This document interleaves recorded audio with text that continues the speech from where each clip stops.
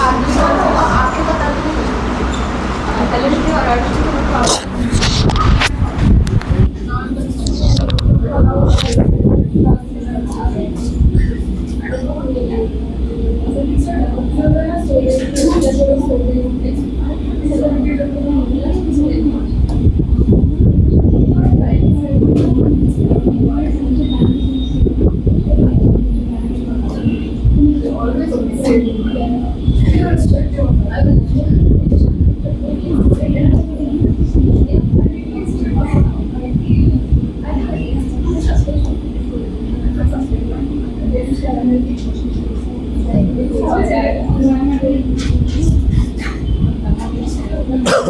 Visible. ठीक है, ये 4 क्वेश्चंस बचे थे टेस्ट के, फटाफट कर लेते हैं। If the integral this thing is equal to this where k is an arbitrary constant then a is equal to what. Basically इसको इंटीग्रेट करना है और इंटीग्रेशन के बाद जो भी आंसर आएगा उसमें a की वैल्यू कंपेयर करके आंसर बताना है। ठीक है, अब इसको ध्यान से देखिए जो इंटीग्रेशन करना है। cot 8x है +1, नीचे cot 2x minus tan 2x। ठीक है, वन वे इसकी I don't think there is one way, that's the only way. यहाँ पे cos है, यहाँ पे cot और tan है, तो या तो tan में सब कन्वर्ट करके एक sec स्क्वायर क्रिएट कर ले, या फिर जो tan और cot है उसको sin cos में कन्वर्ट कर ले। That is one way of doing it. ठीक है, सो 1 प्लस cot 8x प्लस 1 का कुछ कर सकते हैं हम। देखो मैं इसको रीराइट करता हूँ, 1 प्लस cot 8x। अगर मैं ऐसे लिखता हूँ,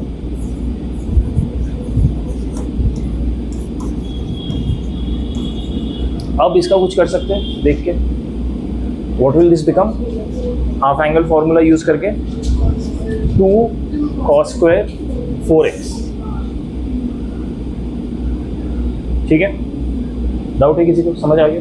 सो I can write it as 2 cos square 4x। ये स्टेप समझ आया सबको? इसको मैं लिख रहा हूँ cos 2x upon sin 2x, sin 2x upon cos 2x। ठीक है, अब एलसीएम ले रहा हूँ।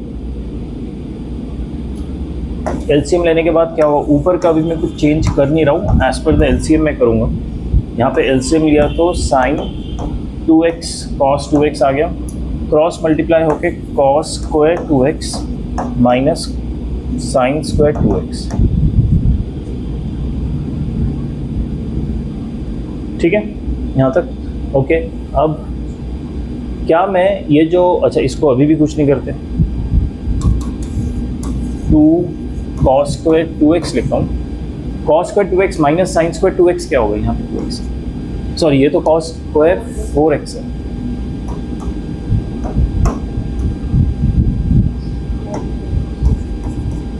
ठीक है, और cos square 2x minus sin square 2x क्या होगा?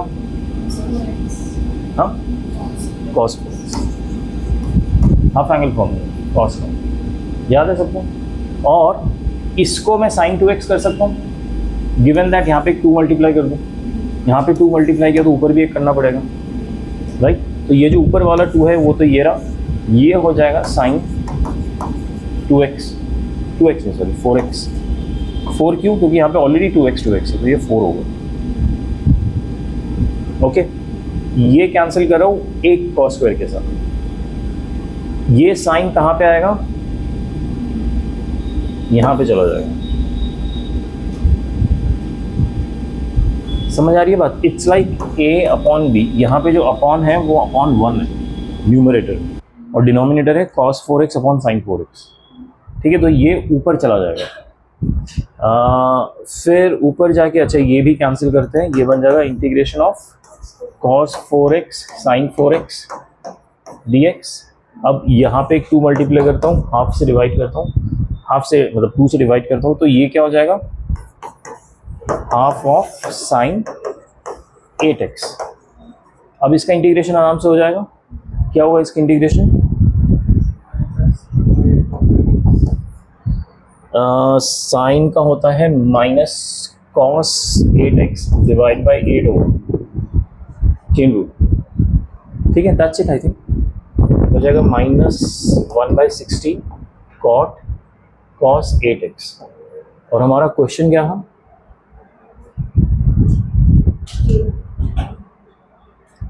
cos 8x आ गया तो a हो गया -1/16। ठीक है, ओके आगे बढ़ते। किसी को डाउट है इस क्वेश्चन में, किसी स्टेप में?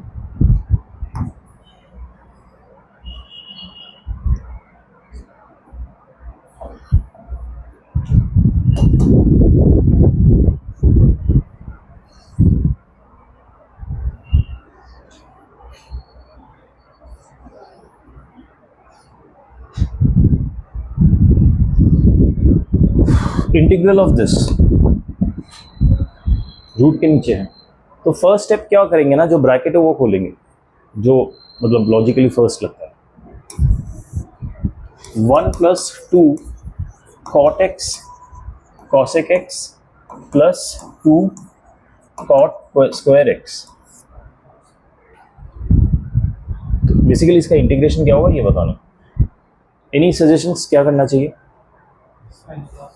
या तो साइन कॉस में कन्वर्ट करो, या फिर अगर आप कॉस कॉटेक कॉट टैन में भी कंफर्टेबल हो ना, तो एक चीज़ आप कर सकते हैं। यहाँ पे देखिए 2 cot square x, इसको मैं + cot square x + cot square x लिख सकता हूँ अलग अलग करके। ठीक है, अब ध्यान दीजिए 1 + cot square x क्या होता है?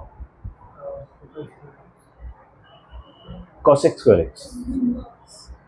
ट्रिग्नोमेट्रिक आइडेंटिटी, 3 आइडेंटिटीज होती है, sine square + cos square, 1 + tan square, 1 + cot square, तीसरा वाला जो कब सबसे कम यूज होता है। ठीक है, ये क्या होता है इसका सम?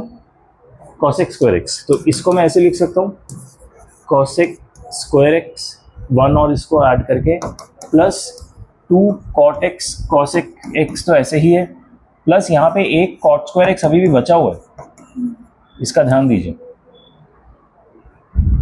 यहाँ तक समझ आया सबको क्या किया मैंने? अब ये देखिए cosec x + cot x का होल स्क्वायर है, a² b² और ये देखिए 2ab है।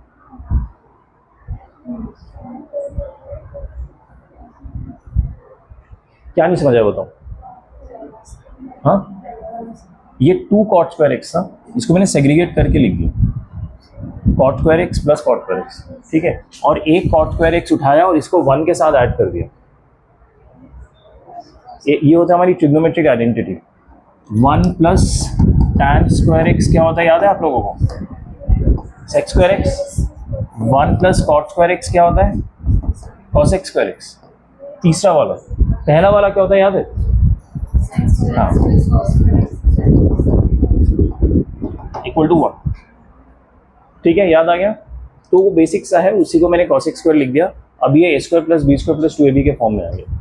ठीक है, अब ये होल स्क्वायर हो जाएगा और बाहर रूट है, कैंसिल कर दूंगा क्योंकि यहाँ पे सब कुछ पॉजिटिव फर्स्ट क्वाड्रेंट में, तो डायरेक्टली कैंसिल कर सकते हैं रूट को और स्क्वायर को। तो ये आ जाएगा। बाय द वे आंसर नहीं है, अभी तो हमने ट्रिग्नोमेट्री को सिंप्लीफाई किया।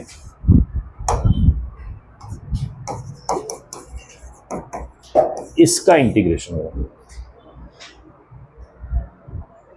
समझ आया? तो cosec x का इंटीग्रेशन क्या है? लॉग तो आएगा, देखो ये गंदे वालों में लॉग आता है। ठीक है, यस। और cot x log sin x।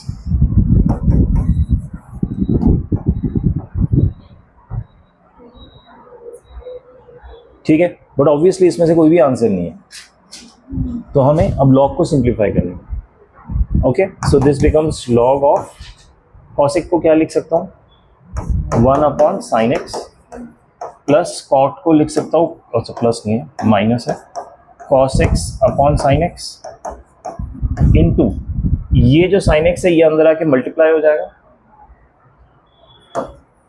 Log के अंदर आके मल्टीप्लाई हो जाएगा। ये भी लॉग है, ये लॉग है, एक साथ जाएगा log a b = log a + log b।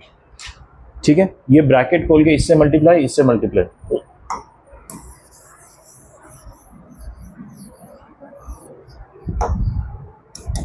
log of 1 - cos x,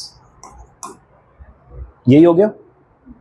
1 minus cos x को क्या लिख सकता हूँ, half angle formula 2 sign square x by 2।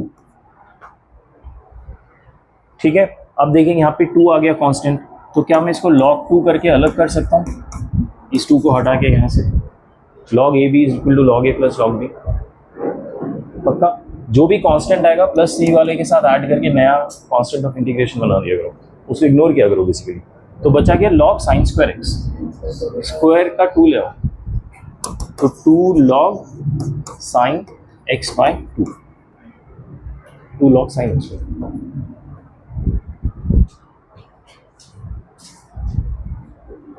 समझ आया? ये जो मैंने log के बाद सब सिंप्लीफिकेशन किया ना, ये आप इनिशियल में भी कर सकते हैं कि इंटीग्रेशन के पहले आप कॉस एंड साइन में कन्वर्ट करके फिर आप उसको इंटीग्रेट कीजिए तो डायरेक्ट साइन में आंसर आएगा। ठीक है, इंटीग्रेशन हम मिनिमम स्टेप रखना चाहते हैं क्योंकि ज़्यादा कॉम्प्लिकेटेड होगा। ठीक है, अगला क्वेश्चन देखते हैं।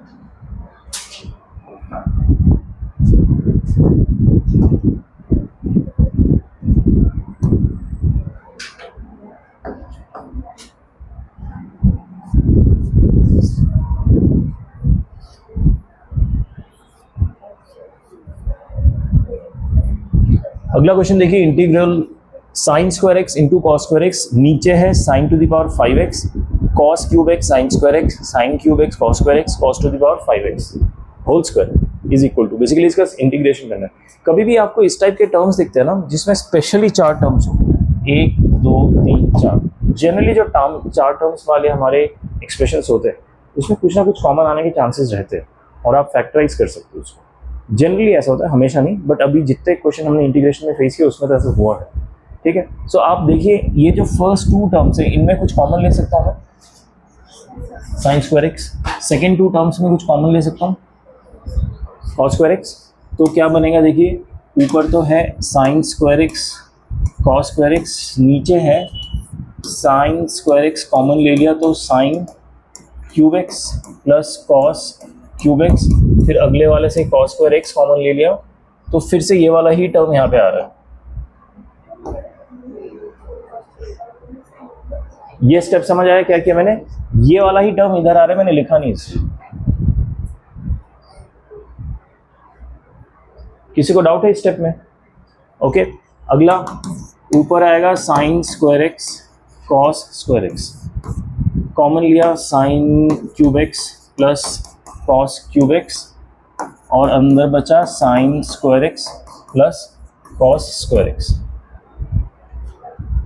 ठीक है, ये कॉमन ले लिया मैंने, sine cube x cos cube x, अंदर बचा sine square x plus cos square x. ठीक है, ये तो 1 हो गया, इसमें तो कोई दिक्कत नहीं है। Sign square x cos square x divided by sine cube x plus cos cube x. अब इसको कैसे करना है, ए क्यूब, देखो ए क्यूब प्लस बी क्यूब करोगे ना फिर से वो फैक्टराइज ही हो जाएगा। हमने तो फैक्टराइज कम किया, फिर से फैक्टराइज करके यही बन जाएगा। It doesn't help. एक चीज आप कर सकते हो, कभी भी जब आपको हायर पावर्स दिखे ना, ऐसे बड़े बड़े पावर्स, मुझे याद है हम एल्जेब्रिक इक्वेशन करते थे जिसमें कॉमन ले लेते थे बाहर, वो वाला अप्रोच आप ट्रिग्नोमेट्री में भी लगा सकते हो। बट ये मैं नहीं कहूँगा कि एक स्टैंडर्ड अप्रोच है फॉर ट्रिग्नोमेट्री, क्योंकि ट्रिग्नोमेट्री में जनरली क्या होता है ना, कुछ मिला के ट्रिग्नोमेट्रिक इक्वेशन यूज करके सॉल्व हो जाता है। इस पर्टिकुलर केस में कुछ सॉल्व हो नहीं रहा। अच्छा बाय द वे, बाहर एक होल स्क्वायर है जो मैंने मिस कर दिया। ठीक है, बट हम फिर भी वो अप्रोच ले सकते हैं। इंटेंट अगेन यही है सेक और टैन में कन्वर्ट कर देना, क्योंकि उससे आसानी हो जाती है पूरी लाइफ में। ठीक है, सो अगर मुझे टैन में कन्वर्ट करूंगा, नीचे डिनोमिनेटर, नीचे में तो सेक नहीं करना, सेक करके फ़ायदा नहीं है, नीचे टैन ही करना है, तो इसको मैं कॉस क्यूब से डिवाइड कर सकता हूँ और इसको कॉस क्यूब से डिवाइड कर सकता हूँ, और डिवाइड करूँगा तो मल्टीप्लाई भी करना पड़ेगा। मल्टीप्लाई में किससे करूँगा, कॉस क्यूब से ही मल्टीप्लाई करूँगा, लेकिन एक बाहर होल स्क्वायर है, इसका ध्यान रखिएगा। तो ये जो कॉस क्यूब है ना, ये होल स्क्वायर की वजह से बाहर आएगा तो cos to the power 6x हो जाएगा। ये स्टेप समझ आ रहा है सबको? और 6x जो होगा उसको मैं यहाँ लेके जाऊँ, इसके नीचे cos to the power 6x, numerator को फ्रैक्शन फॉर्म में लिख दिया। यहाँ से जो कॉस 6x आया, cos to the power 6x आया, उसको मैं न्यूमरेटर में एडजस्ट कर दिया फ्रैक्शन करके, तो इसको यहाँ से हटा दो। दूसरा दिमाग में, ओके। कॉस स्क्वायर एक्स खत्म किया, ये 4 हो गया, ठीक है। अब ध्यान से देखिए, साइन स्क्वायर एक्स और नीचे cos to the power 4x है, तो यहाँ से कॉस स्क्वायर उठाया और साइन स्क्वायर के साथ मिला के टैन स्क्वायर कर दिया, ठीक है। यहाँ पे डिनोमिनेटर में अभी भी एक कॉस स्क्वायर है, उसको मैं सीधा ऊपर लेके गया और उसको मैंने सेक स्क्वायर एक्स लिख दिया, ओके। और नीचे क्या बचा, टी क्यूब प्लस 1 का whole square, t cube sorry tan cube, मेरे दिमाग में एक स्टेप आगे पहुंच गया, टैन क्यूब एक्स प्लस 1, ठीक है, इंटू डी एक्स। अब तो देखिए ऑब्वियस स्टेप है, टैन एक्स को टी पुट कर दो तो ये डी टी हो जाएगा मिलके, ओके। सो बचेगा क्या, T square upon T cube plus 1 D T. अच्छा, इसका होल स्क्वायर भी है,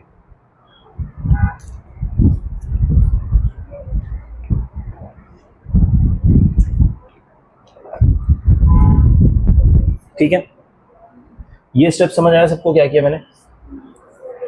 कभी भी इस टाइप का आ जाए ना कि ऊपर आपका मतलब नीचे लीनियर है लेकिन प्लस में, ऊपर क्लीन है, तो नीचे वाले को हमेशा टी या कोई दूसरा वेरिएबल पुट करके सॉल्व किया करो, उससे आसानी हो जाएगी। क्योंकि देखिए टी क्यूब का जो डिफ्रेंसिएशन होगा वो टी स्क्वायर देगा, ओके। सो ये वाला सब्स्टिट्यूशन मैं एक और करने वाला हूँ। अगर मैं टी क्यूब प्लस 1 को y पुट करता हूँ तो 3t square d t would be d y, ठीक है। सो न्यूमरेटर हो जाएगा t square d t d y by 3, 1/3 बाहर आ गया, डिनोमिनेटर में रहेगा वाई स्क्वायर,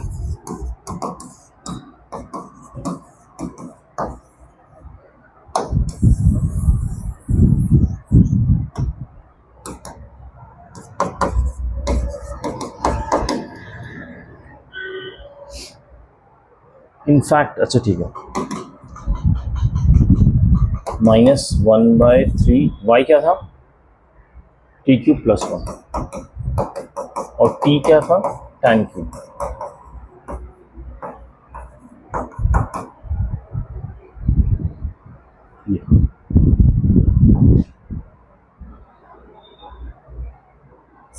या ए होगा, ओ या right, so -b।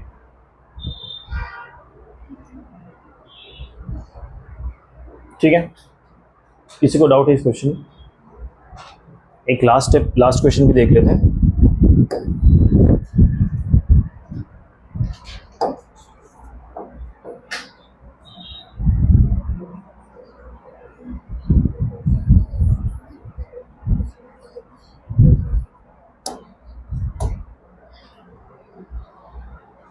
Integration of, देखिए आरएचएस में जो है वो तो बस कंपेयर करके हमें फाइंड आउट करना है।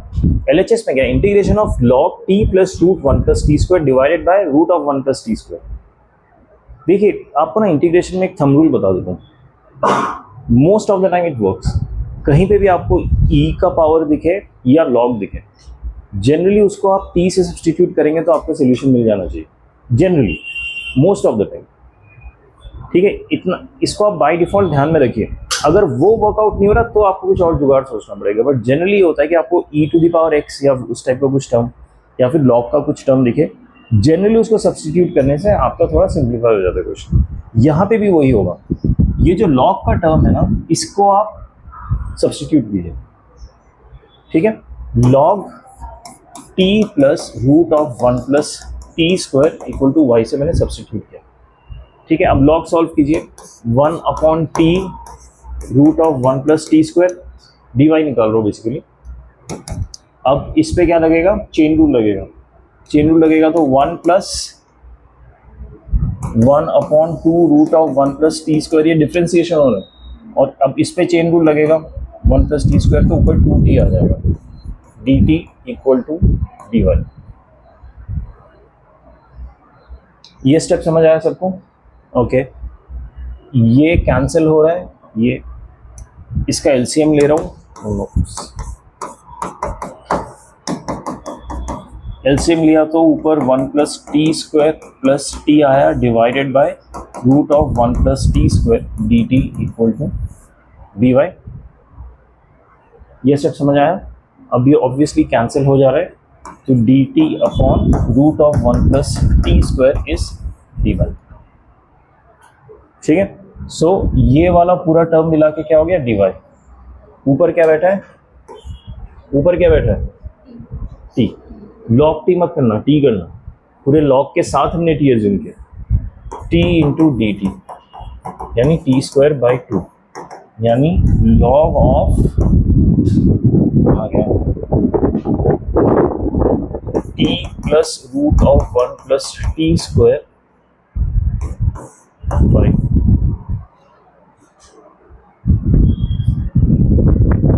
ये होल स्क्वायर भी।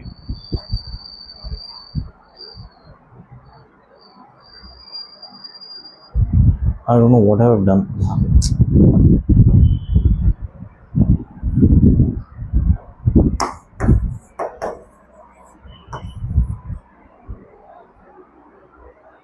समझ आया? अब जो आंसर है आपके RHS में, इसके साथ कंपेयर कीजिए। ये हाफ है, ये नीचे 2 है। ये GT का होल स्क्वायर है, ये इस फंक्शन का होल स्क्वायर है। तो GT की वैल्यू क्या है इससे? इससे GT की वैल्यू आ गई। इस चीज़ का ध्यान रखिएगा, हम सिर्फ ये वाला पार्ट ही वैल्यू है GT का, बाकी वैल्यू नहीं है। GT इतना आ गया कंपैरिजन करके। हमें निकालना है G2, तो 2 डाल दीजिए। Log of 2 plus 4 root 5।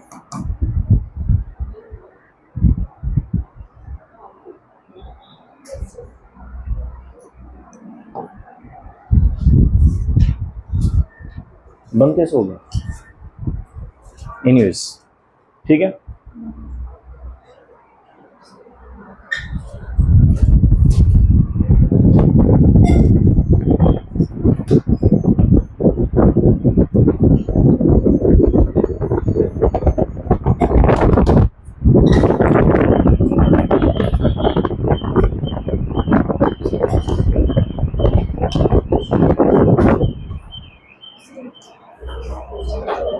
ठीक है, can I close it now? We can go back to integration. Okay,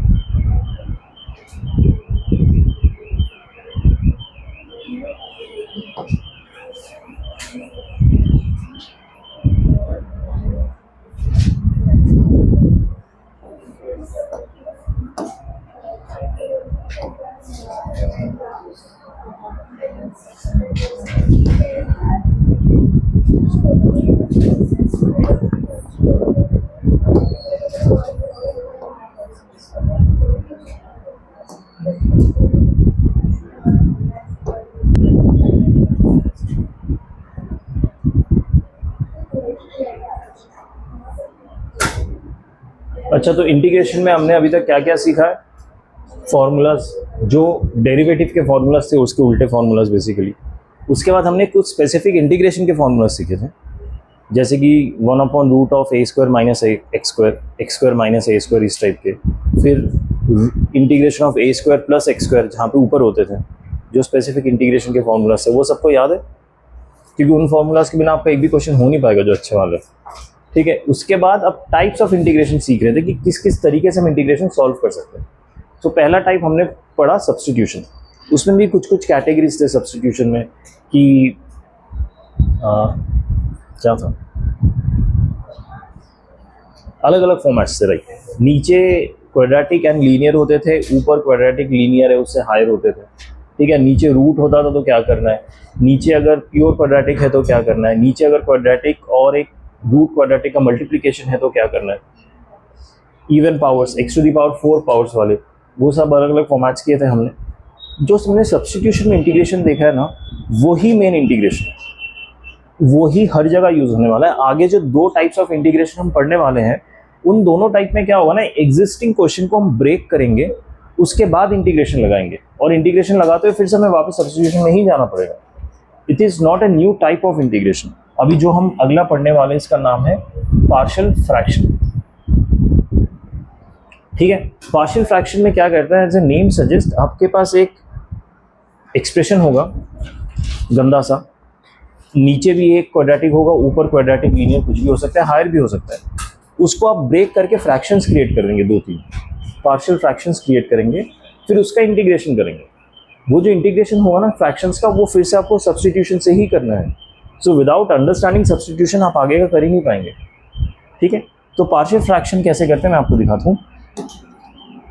fractional form में तो होना चाहिए पहले आपका एक्सप्रेशन, सबसे बड़ी बात। नीचे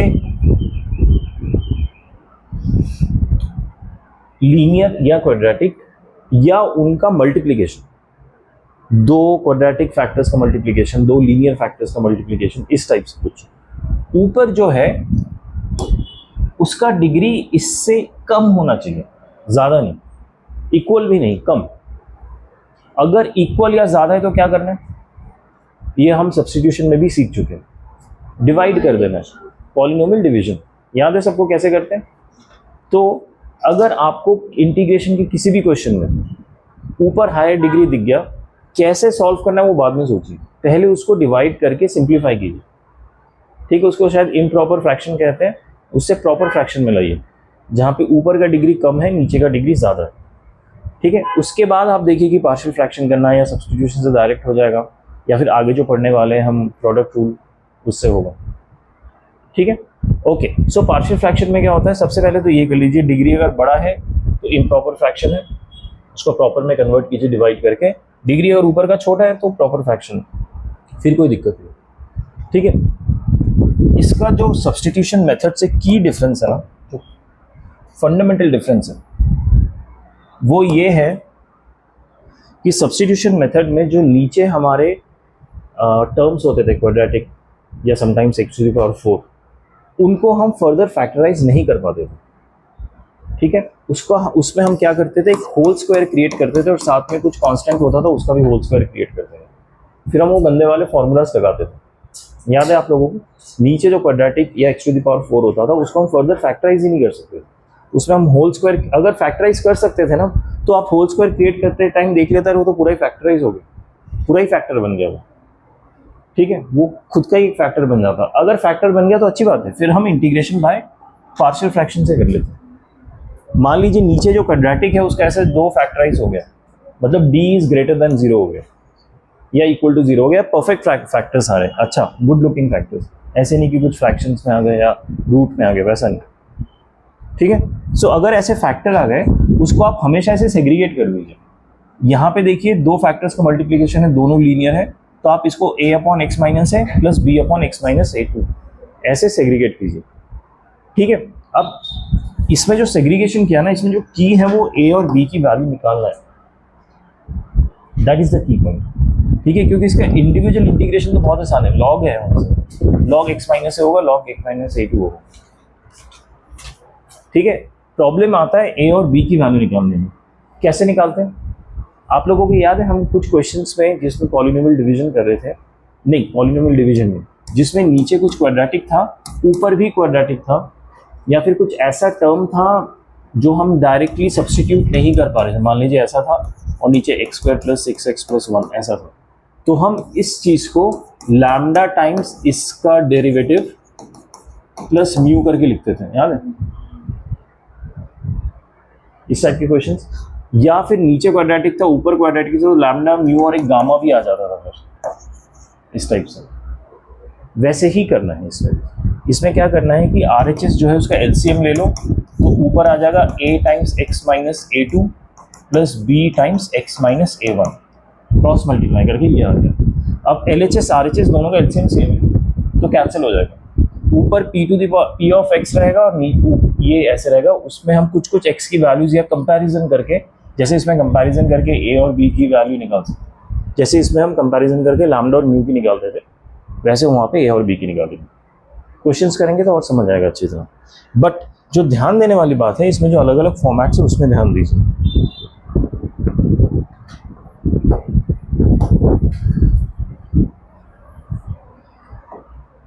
नीचे अगर 2 लीनियर फैक्टर्स है तो a linear plus b linear. नीचे अगर 2 लीनियर है लेकिन एक लीनियर का होल स्क्वायर है, ठीक है। सो a upon linear, b upon उसी लीनियर का होल स्क्वायर, c अपॉन जो सेकेंड वाला फैक्टर है वो, ठीक है। अगर इसका भी मान लीजिए होल स्क्वायर होता तो आप एक d upon x minus a two whole square कर रहे हो। तो गेट द आइडिया कि अगर होल स्क्वायर या होल क्यूब भी है तो उतने नंबर्स ऑफ हमें पार्ट्स करने पड़ेंगे, ठीक है। एक एकदम 1 पावर के साथ, एक 2 पावर के साथ, एक 3 पावर के साथ अगर होल क्यूब है, हालांकि होगा नहीं, क्यूब तक जाते नहीं है, बट इन केस, ओके। एक क्वाड्रेटिक है और एक लीनियर है। लीनियर को तो ऐसे ही लिख देना, क्वाड्रेटिक का जो ऊपर का है ना उसमें एक एक्स फैक्टर के साथ कांस्टेंट लिखना, ठीक है। ये क्वाड्रेटिक ऐसा क्यों लिखा है, क्योंकि इसको हम फर्दर फैक्टराइज नहीं कर सकते। अगर कर सकते हैं तो इस टाइप का बन जाएगा, फिर कोई दिक्कत नहीं है, लेकिन अगर नहीं कर सकते तो वैसे लिख दीजिए, ऊपर बस ax प्लस बी कीजिए। ये बेसिकली यही वाला क्वेश्चन है जिसमें हम लैम्डा में लिखते हैं सब्स्टिट्यूशन, वही है खुद से। नहीं, डिफरेंशिएशन नहीं है इसमें, हम डिफरेंशिएशन ऊपर वाला क्रिएट करते हैं, इसमें डिफरेंशिएशन क्रिएट करने की जरूरत नहीं है। आप बस ऐसे लिखिए ए बी सी की वैल्यू ढूंढे बाय कंपैरिजन और आपका डिफरेंशिएशन हो जाएगा।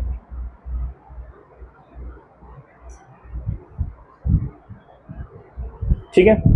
तीसरा, नीचे एक क्वाड्रेटिक का होल स्क्वायर है, लीनियर का होल स्क्वायर है।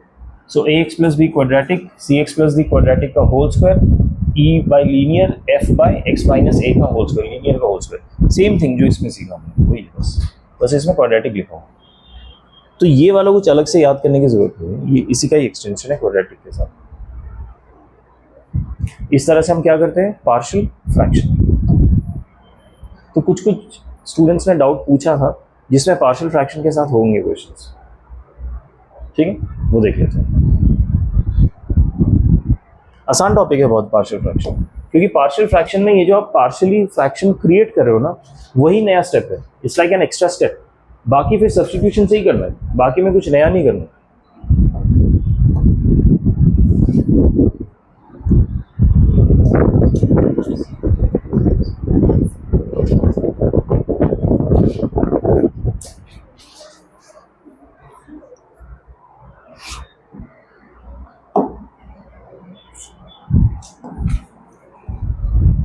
नीचे दो फैक्टर्स मल्टीप्लाई है, तो सबसे पहले तो हम इंटीग्रेशन स्टार्ट करने से पहले उसका पार्शियल फ्रैक्शंस क्रिएट करेंगे। x plus 2 x plus 3 equal to a upon x plus 2 plus b upon x plus 3।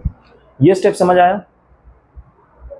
जो हमने अभी पार्शियल फ्रैक्शन के पेज में सीखा था वही स्टेप लगाया। अब मुझे a और b की वैल्यू ढूंढनी है, तो इसको मैं ऐसे लिख सकता हूँ 2x प्लस 1 a टाइम्स, इसको क्रॉस मल्टीप्लाई किया, b टाइम्स x प्लस 2। ये स्टेप समझ आया? अब देखिए, अब जो अगला स्टेप बता रहा हूँ ना वो क्रूशियल है। अभी नेक्स्ट स्टेप में हमें a b की वैल्यू ढूंढनी है। सो मैं x का कोएफिशिएंट यहाँ पे 2 है और यहाँ पे क्या होगा, x का कोएफिशिएंट a प्लस b, दो कोएफिशिएंट्स आ रहे हैं यहाँ से। So 2 would be equal to a plus b। समझ आ रही मेरी बात क्या कह रहा हूँ मैं? ठीक है, यहाँ पे x का कोएफिशिएंट 2 है, यहाँ पे देखिए x का कोएफिशिएंट a आ रहा है और यहाँ से भी b आ रहा है। लेकिन अच्छा, और कांस्टेंट क्या है 1 3a प्लस 2b, ये कांस्टेंट है। आप सॉल्व कीजिए, a b की वैल्यू निकाल लीजिए। एक और तरीका होता है जो मैं पर्सनली प्रेफर करता हूँ कि instead of comparing coefficients of x और x स्क्वायर और अ कांस्टेंट, आप x की कुछ वैल्यूज डालते रहिए, क्योंकि दिस इज अ आइडेंटिटी, ये हमेशा ट्रू होगा किसी भी x के वैल्यू पर। ठीक है, सो आप x की कुछ ऐसी वैल्यू डालिए कि उसमें से ना एक कांस्टेंट हट जाए, 0 हो जाए और दूसरा कांस्टेंट ही रह जाए। फॉर एग्जांपल, अगर मैं x की वैल्यू -3 डालता हूँ, राइट, अगर x की वैल्यू -3 डालता हूँ तो ये -3 होगा और ये पूरा टर्म 0 हो जाएगा, ये वाला टर्म 0 होगा, तो एज ए रिजल्ट ये टर्म भी 0 हो जाएगा। यहाँ पे क्या आएगा, -3 प्लस 2 वुड बी -1, यानी सिर्फ -b बचेगा। ठीक है, और यहाँ क्या आएगा, अगर -3 डाला तो -3 × 2 -6 प्लस 1 -5, इससे मुझे b की वैल्यू 5 डायरेक्ट मिल गई। ठीक है, इसको 0 किया, अब इसको 0 करने के x की वैल्यू क्या डालूं, -2 डाल दो। -2 डाला तो ये हो जाएगा -4 प्लस 1 -3। ये क्या होगा, -2 डाला तो -2 +3 +1 तो सिर्फ a बचेगा, ये तो 0 हो गया। सो a की वैल्यू -3 आ गई, b की वैल्यू 5 आ गई। तो मेरा पार्शियल फ्रैक्शन क्या बन जाएगा?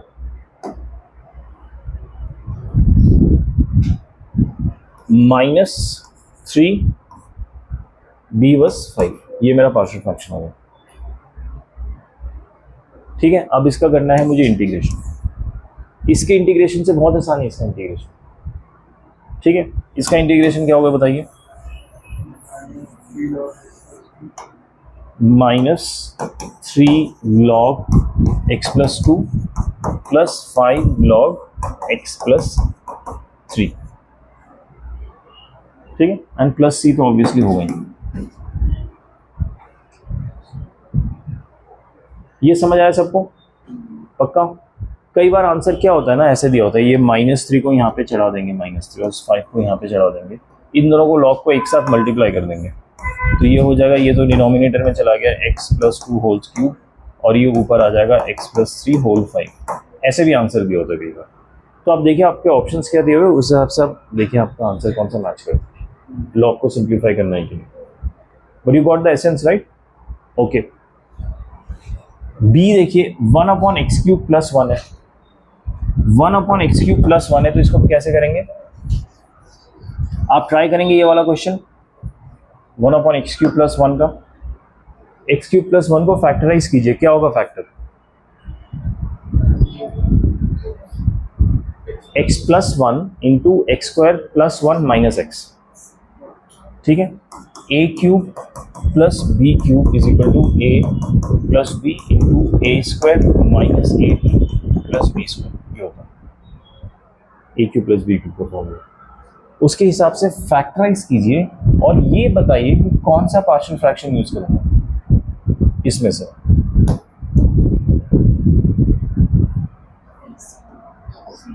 ये वाला यूज होगा, तो जो क्वाड्रेटिक है उसके साथ ax + b आएगा, जो लीनियर है उसके साथ c आएगा। ठीक है, इसको यूज कीजिए और सॉल्व करके देखिए अब कर पा रहे हैं।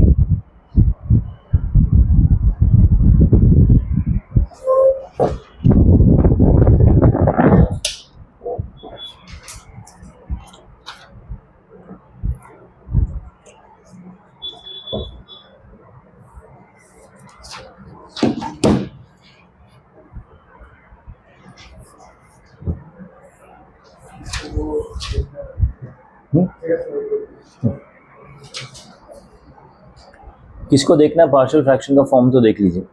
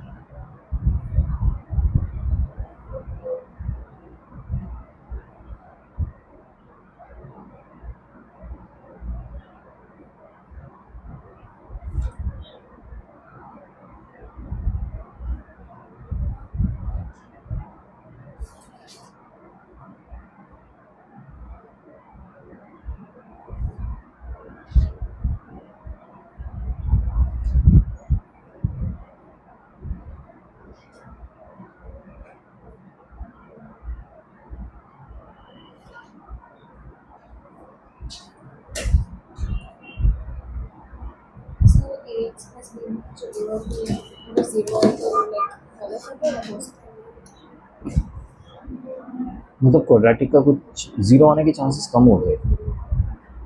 ठीक है, थोड़ा ध्यान से करो, इसमें डायरेक्टली x की वैल्यू डाल के कर सकते हैं, लेकिन x की वैल्यू ध्यान से डालो क्या होगा। थोड़ा सा अलग है, जो हमने क्वेश्चन किया थोड़ा सा अलग है।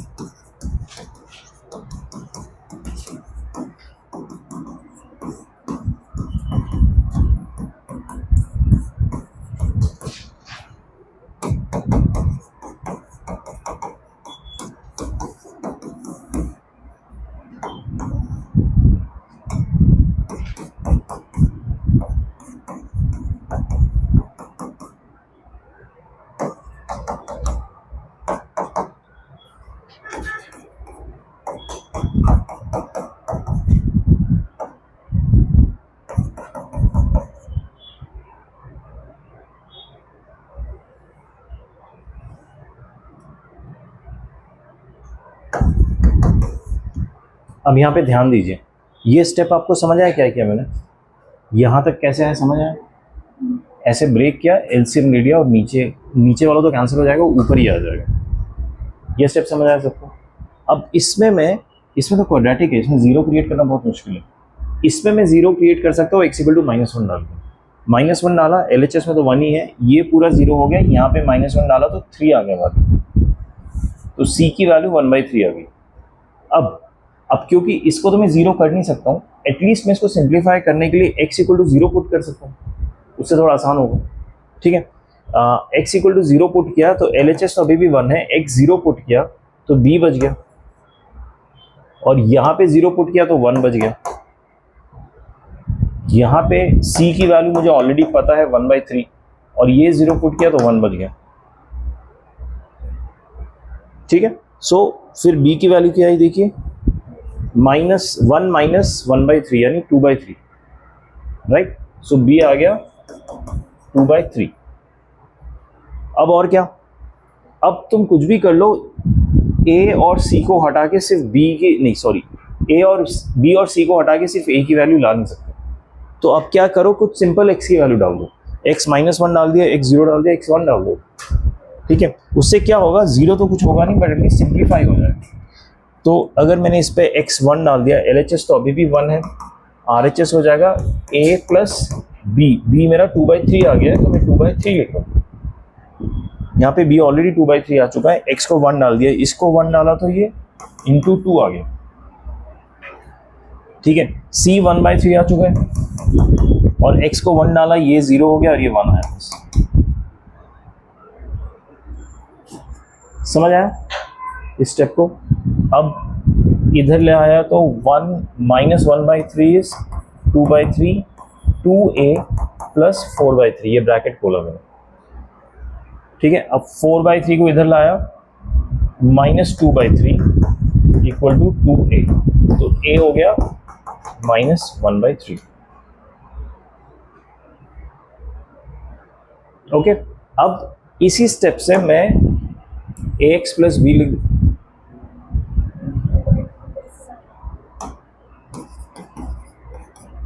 टू बाई थ्री कैसे आया, कहाँ पे, यहाँ पे 1 = b + 1/3, isn't it? ठीक है, x को मैंने 0 पुट किया इस इक्वेशन में, तो ये 1 है, a × 0 हो जाएगा, सिर्फ b बचेगा, इसमें सिर्फ 1 बचेगा। ठीक है, c x को 0 पुट किया, सिर्फ 1 बचेगा, c 1/3 में ऑलरेडी कैलकुलेट कर चुका हूँ। ठीक है, तो b क्या होगा, 1 - 1/3, LHS में लाया तो 2/3 आ गया। सिमिलरली a -1/3 आ जाएगा। ठीक है, इन वैल्यूज को यहाँ पुट कर रहा हूँ, सो ax + b होगा, a was -1/3 तो -x/3, b कितना है 2/3, c कितना है 1/3।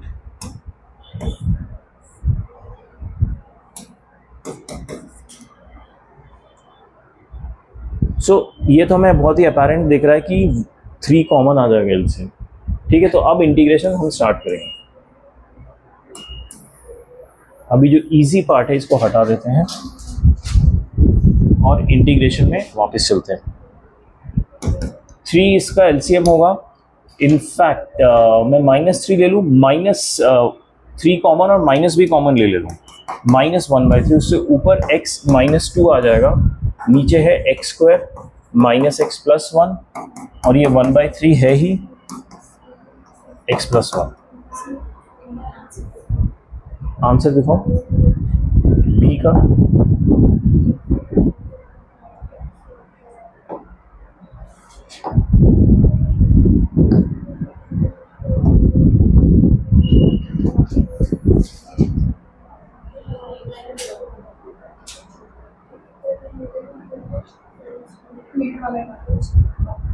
ये मैचिंग है, बाकी मैच का है। चलो गुड फॉर नाउ। ये स्टेप समझ आया? इसका आंसर क्या आएगा?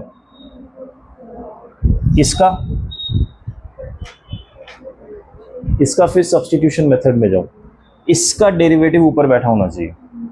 क्या है इसका डेरिवेटिव? 2x - 1। अभी देखो, हमेशा लैम्डा न्यू करने की जरूरत नहीं है, कई बार तुम थोड़ा सा कॉमन सेंस लगा के भी आसानी से कर सकते हो। 2x - 1 है, ऊपर x है, तो सबसे पहले तो इसको मैं 2 कर देता हूँ, इसको 2 से मल्टीप्लाई करके इसको मैंने 2 किया, इसको मैंने 4 कर दिया और बाहर मैंने 2 से डिवाइड कर दिया। थोड़ा शॉर्टकट लगा रहा हूँ, ध्यान दीजिए। लैम्डा म्यू करके करना था हमें यहाँ पे, ठीक है, लेकिन मैंने नहीं किया। मैंने देखा इसका डेरिवेटिव है 2x - 1, ऊपर x था, तो मैंने 2 करने के लिए 2x करने के लिए 2 से मल्टीप्लाई कर दिया और 2 से डिवाइड भी कर दिया। सो ये 2x - 4 हो गया। 2 से पूरा मल्टीप्लाई होगा, सिर्फ x को मत कर देना। ये स्टेप समझ आया? मैं बस ओरली लैम्डा म्यू को सॉल्व करने की कोशिश कर रहा हूँ, क्योंकि यहाँ पे छोटा इक्वेशन है, इसलिए बड़ा होगा तो आपको लैम्डा म्यू से करना पड़ेगा। 2x - 1 है, अब मैं -4 को क्या लिख दूंगा? -1 -3 अलग अलग करके, ठीक है। ये ग्रुप बन जाएगा, दूसरा ग्रुप ये है। अब इसको सेग्रीगेट कर रहा हूँ, यहाँ पे देखिए हो जाएगा -1/6। अंदर एक ग्रुप हो गया 2x - 1/x² -x + 1, दूसरा हो गया -3/x² -x + 1 प्लस 1/3। इसको सॉल्व ही कर देते ना, log x + 1, इसको इंटीग्रेट ही कर दिया। इसका इंटीग्रेशन क्या होगा? ऊपर डेरिवेटिव बैठा है, नीचे fx है, ऊपर f'(x) है, log होगा, ठीक है। So this is equal to -1/6 bracket खोल दिया, log x² -x + 1। इसका डेरिवेटिव क्या होगा? इसका डेरिवेटिव कोई एक बार में बता सकते हैं? नहीं बता सकते, होल स्क्वायर करना पड़ेगा, tan इनवर्स वाला नाटक, ठीक है। x का जो कोएफिशिएंट है 1, उसका हाफ का होल स्क्वायर ऐड करो, यानी इस पे मैं ऐड करूंगा +½ का होल स्क्वायर -½ का होल स्क्वायर। देखिए ये सब घटिया स्टेप्स आपका पीछा नहीं छोड़ेंगे, ये सब आपको कंफर्टेबल कर ही लेना है अपने आप को। There is no way out of it. आप सब्स्टिट्यूशन से करो, पार्शियल फ्रैक्शन करो, आगे जाके जो प्रोडक्ट रूल आएगा उससे करो, ठीक है। ये क्या, तो ये क्या बन गया इसका डिनोमिनेटर? इसको और इसको मिला के बन गया x -½ होल स्क्वायर प्लस, अच्छा यहाँ 1 था और यहाँ पे मैंने 1/4 ऐड कर दिया, 3/4 कैसे? 1 + 1/4 5/4 हुआ ना? हाँ वो माइनस है, 1 - 1/4 प्लस 3/4।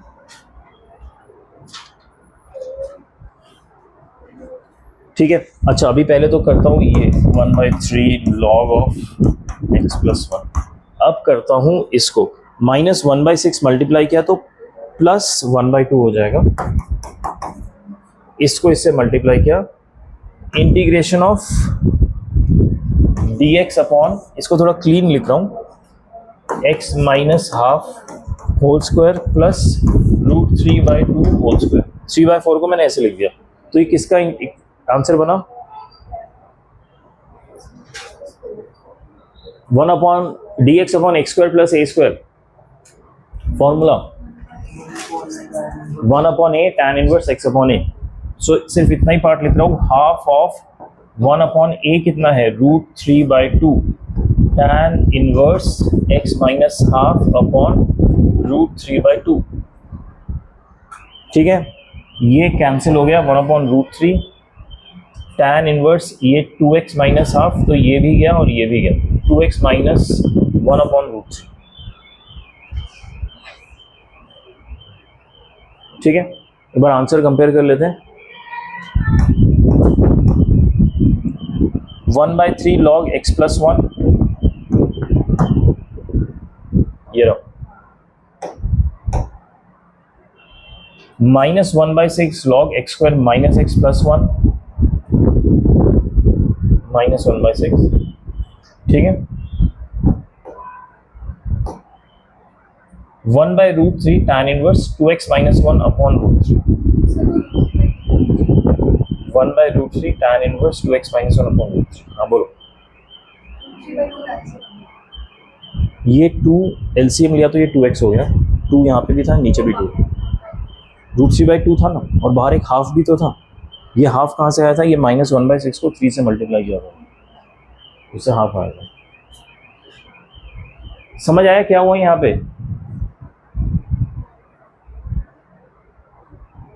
ठीक है, अगला क्वेश्चन करें या थोड़ा सांस लेना है?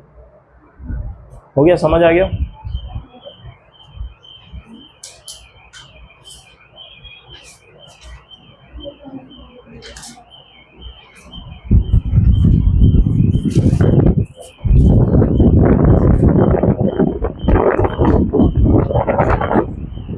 देखिए अगला क्वेश्चन जो है,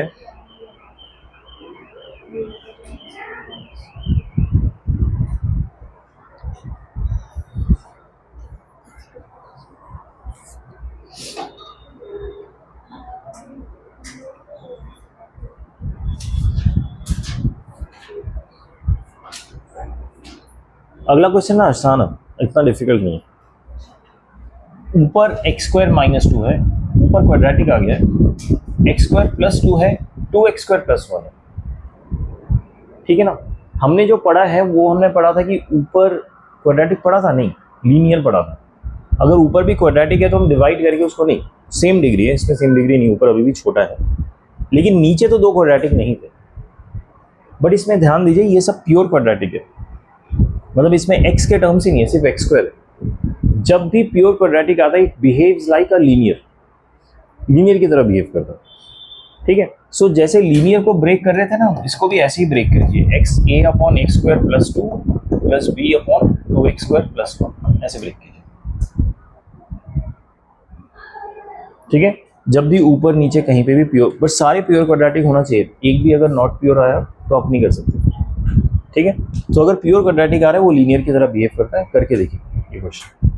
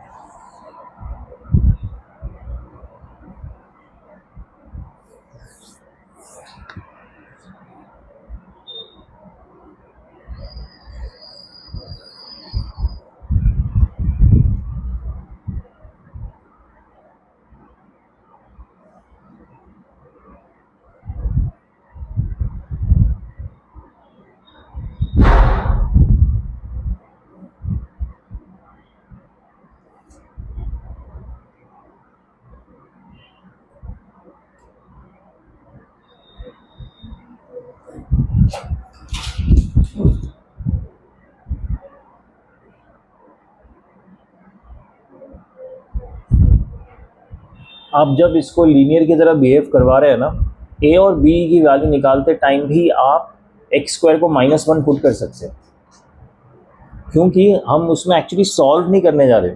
मैं बस ये x स्क्वायर की ऐसी वैल्यू पुट कर रहा हूँ कि a b की आराम से वैल्यू आ जाए, उसको किसी तरह जीरो करने की कोशिश करो। It's not a mathematical thing, you have to understand. तो एक्स स्क्वायर को अगर आप -1 पुट करेंगे ना तो देखना फटाक से एक टर्म 0 हो जाएगा और बी की वैल्यू आ जाएगी। ठीक है, एक्स स्क्वायर -1 हम क्वेश्चन को सॉल्व करने के लिए नहीं पुट करें, बस ए और बी की वैल्यू निकालने के लिए पुट कर रहे हैं। लेकिन वो स्क्वायर है। That's what I am saying. वो जो एक्स स्क्वायर है, I am treating that as a linear term. ठीक है ना, जैसे हमने लीनियर टर्म में ब्रेक किया, that's why I am putting x square as -1, क्योंकि एक बार आपका पार्शियल फ्रैक्शन हो गया, you are back to integration. उसके बाद आपने पार्शियल फ्रैक्शन में क्या किया डजंट मैटर, आपको बस ए बी की वैल्यू चाहिए, दैट इज मोर इम्पोर्टेंट। हाँ, -1 ही पुट करेंगे ना इसमें, नहीं इसमें -2 पुट करेंगे, नॉट -1। एक्स स्क्वायर +2, मैं -1 ऐसे एग्जाम्पल दिया था कि नेगेटिव भी पुट कर सकते हैं। -2 पुट करेंगे तो 0 हो जाएगा। या फिर अगर वो कंफ्यूजिंग लगता है तो कोएफिशिएंट कंपेयर करके ए और बी की वैल्यू निकाल लीजिए। ठीक,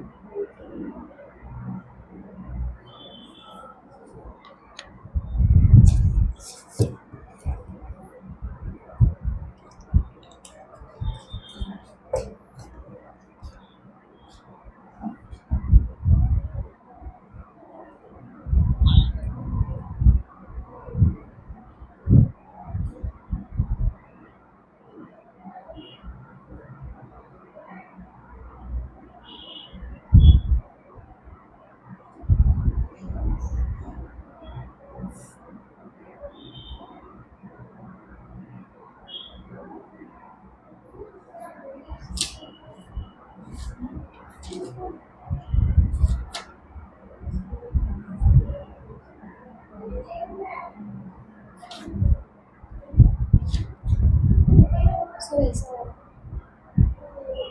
ये मेरी कुछ आता है।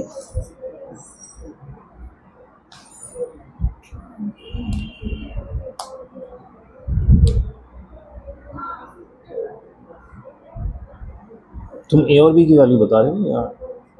हाँ, ए और बी की वैल्यूज निकाल कर फिर ये ऐड, सो दैट अच्छा, सो हम अज्यूमिंग कि ए और बी की वैल्यू करेक्ट है। मैं भी करके देखूंगा तो देख लेना। हाँ, तो इसके बाद करो डिनोमिनेटर में कैसे करें? इसको, 2 कॉमन ले लो, फिर tan का फॉर्मूला बन जाएगा। करो देख।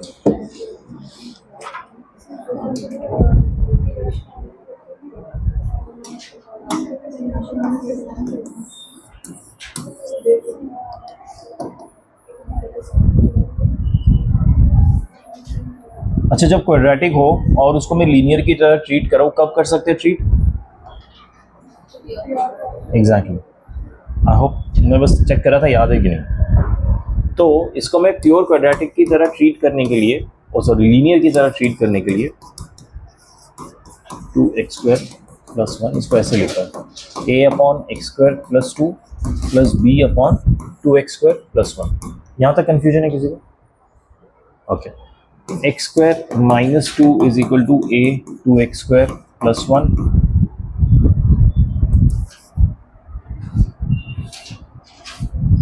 + b x² + 2। अब मैं आपको ये कह रहा था कि मेरा इंटेंट है a और b की वैल्यू निकालना। x की वैल्यू से कुछ लेना देना नहीं है मुझे, मैं x की वैल्यू जो पुट करता हूँ वो a और b की वैल्यू निकालने के लिए पुट करता हूँ। सो अगर मैं x² की वैल्यू -2 पुट करता हूँ, इट्स फाइन। आप ये मत सोचिए मैं x को सॉल्व करने की कोशिश कर रहा हूँ, नहीं, मैं बस इसको 0 करने की कोशिश कर रहा हूँ, इसलिए मैंने x की वैल्यू -2 पुट की। ठीक है, x² की वैल्यू, सॉरी x² की वैल्यू मैंने -2 पुट की, तो ये क्या बनेगा?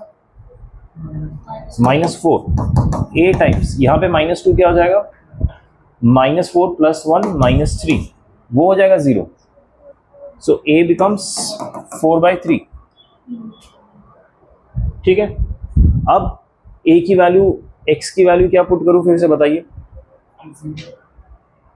0 पुट करने की जरूरत नहीं है ना, -½ पुट करते हैं।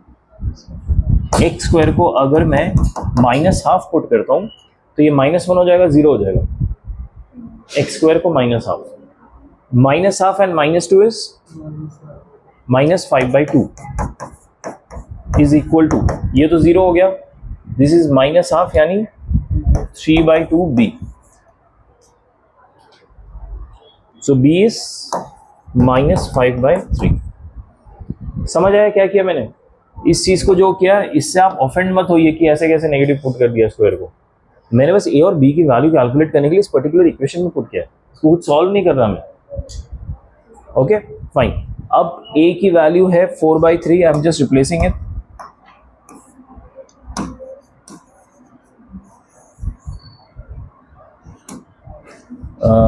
फोर 1/3 तो कॉमन आ जाएगा इस दोनों से, और ये है b -5/3, सो इसका ये साइन भी जाएगा -5/3 कॉमन ले लिया वहां। यहां तक समझ आया? कर दो इंटीग्रेशन।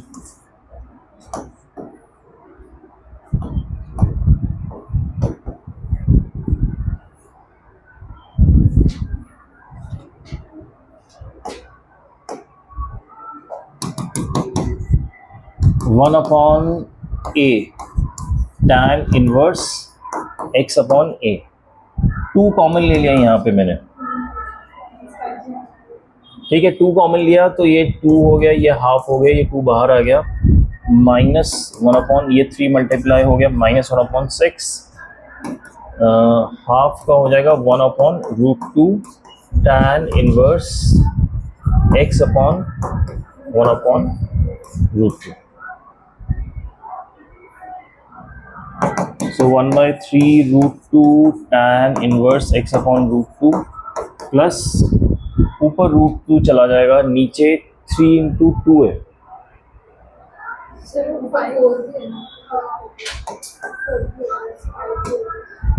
अरे इतने सारे कहाँ से आगे, रुको।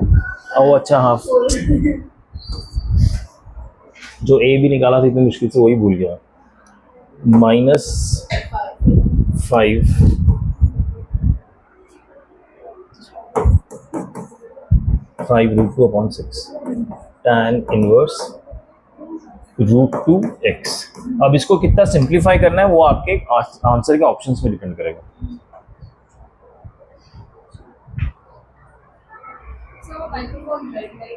Oh, come on.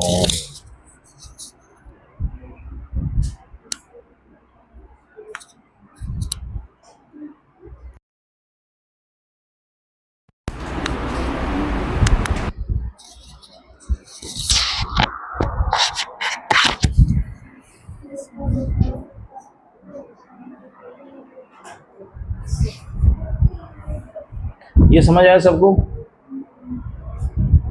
आगे बढ़े। ये होता है पार्शियल फ्रैक्शन, कि आप फ्रैक्शंस क्रिएट करो और उनको इंडिविजुअली सॉल्व करो। आप रियलाइज करना, सोल्यूशन करने के लिए अभी भी हमें पुराने मेथड में ही जाना पड़ा। यहाँ पे बस इसने एक एक्स्ट्रा स्टेप ऐड करा दिया और कुछ नहीं।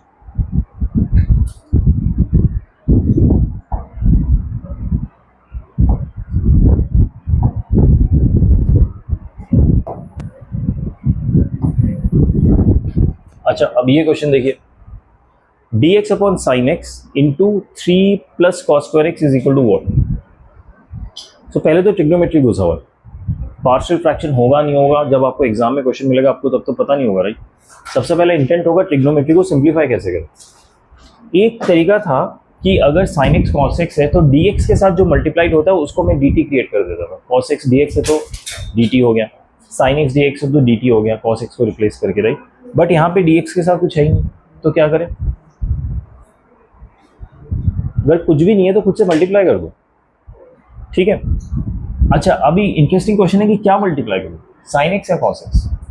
अगर मैंने cos x मल्टीप्लाई किया तो cos x dx होगा, नीचे cos x आ जाएगा। cos x sin x का मैं कुछ कर नहीं पाऊंगा, ज़्यादा से ज़्यादा sin 2x करूँगा, उससे ज़्यादा कुछ नहीं होगा। लेकिन अगर मैंने ऊपर sin x मल्टीप्लाई किया तो नीचे sin² x हो जाएगा, उसको फिर मैं cos² के टर्म्स में चेंज कर सकता हूँ, ठीक है। सो ऊपर मैं sin x मल्टीप्लाई करो खुद से और यहाँ पे sin² x कर दिया डिनोमिनेटर में, और ऊपर sin x dx बन गया, डिनोमिनेटर में बन गया 1 - cos² x। sin² x को मैंने ऐसे लिख दिया।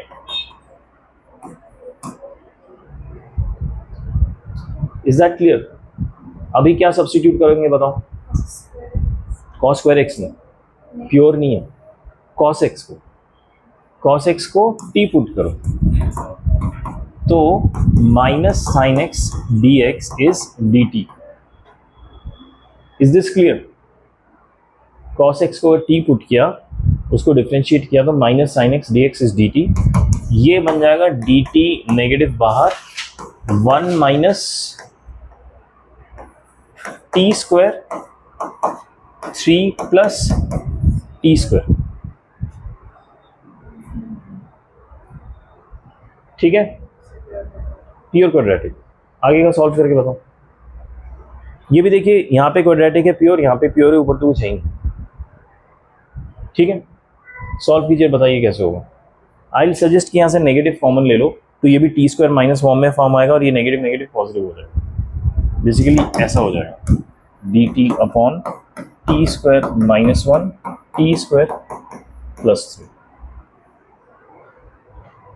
ठीक है, अब इसको सॉल्व करके बताइए कौन सा ऑप्शन आंसर है।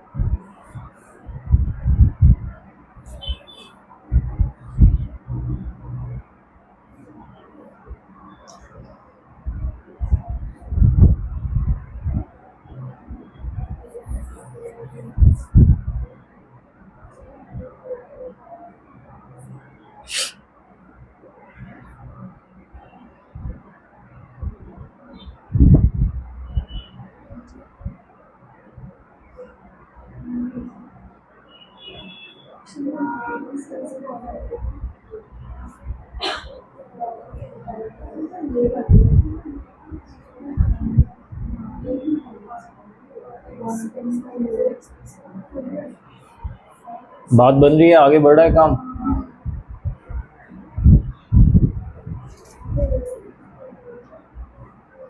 क्या हो गया, मैं हैंग हो गए।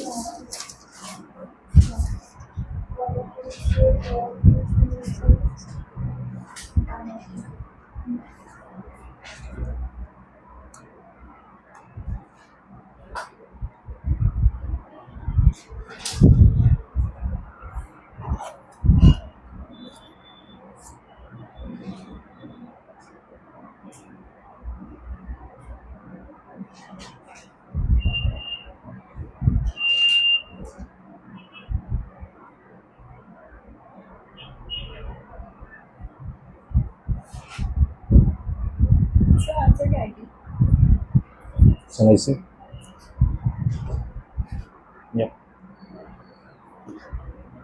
दो एक्सप्रेशन आ गए होंगे बिना सॉल्व करके बोला होगा क्योंकि उसमें लॉग और tan है, इसलिए सर समझ में 1/4 में फाइंड आउट।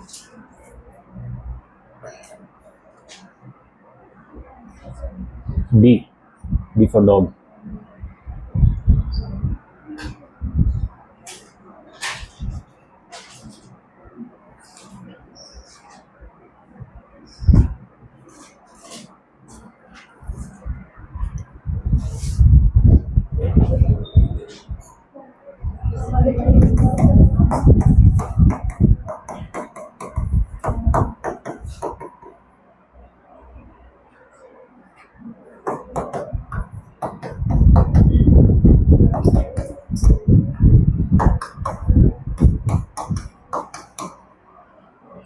उसके बाद यहाँ पे लिख रहा हूँ मैंने टी स्क्वायर को 1 पुट कर दिया तो इससे आया 1 is equal to 4a, so a आ गया 1/4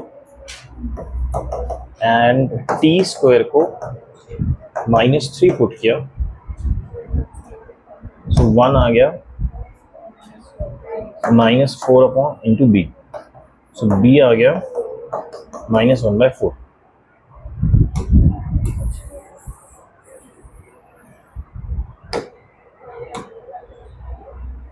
So my equation becomes integration of 1/4 तो कॉमन आ ही रहा है, I can see that. A है plus 1/4, so dt upon T square minus one, b है -1/4 तो ये minus dt upon T square plus 3.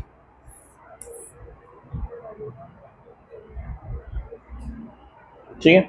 अब इसमें ना एक चीज ध्यान रखना, फॉर्मूला सही लगाना. एक्साइटमेंट में फॉर्मूला गलत हो जाता है, दोनों में टाइम लगा दिया जाता है, क्योंकि ये तो टाइम में कन्वर्ट होगा, बट आपको ये पता है ना ये टाइम में कन्वर्ट नहीं होगा क्योंकि माइनस है. Okay, so this becomes 1/4 1/2a 1/2a log of t -1 upon t plus 1. यही था, रूट नहीं है यहाँ.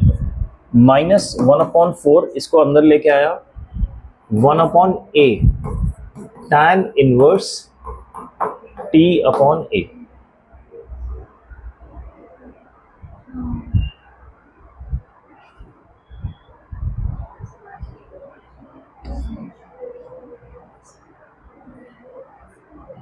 What did we miss? 1/2a होता है पक्का. Yes.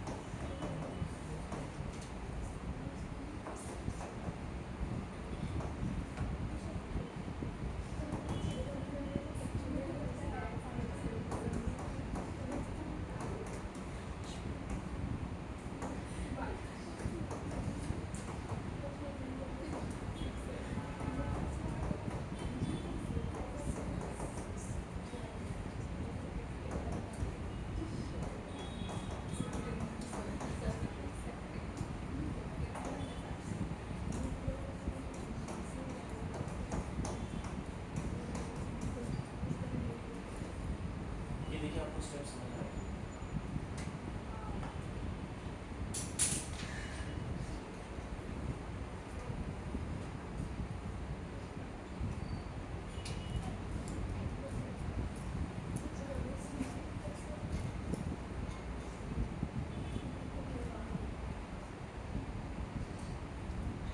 ओके,